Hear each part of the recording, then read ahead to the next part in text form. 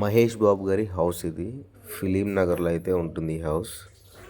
ఈ హౌస్ చూస్తుంటే నాకైతే ఏం అర్థమైతే లేదు. ఎందుకంటే రైట్ సైడ్లో ఒక డూప్లెక్స్ హౌస్ ఉంది, లెఫ్ట్ సైడ్లో ఒకటి ఉన్నది, మళ్ళీ దాని బ్యాక్ సైడ్ ఒకటి ఉన్నది. ఇట్లా చూసుకుంటూ పోతే నాకు తెలిసి ఒక సింపుల్గా 5-6 డూప్లెక్స్ హౌసెస్ అయితే లోపల ఉన్నాయి.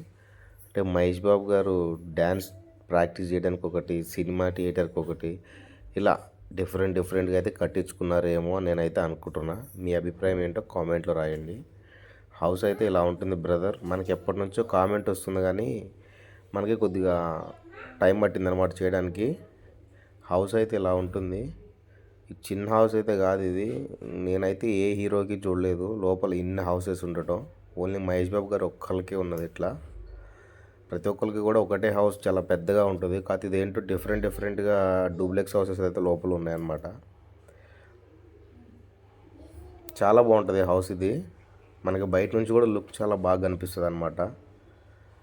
ఇక్కడ సెక్యూరిటీ కూడా ఇబ్బంది పెట్టే లాగైతే ఉండరు అన్ని చోట్ల ఉన్నట్టుగా. హౌస్ దగ్గర అయితే ఉన్నాం మనం.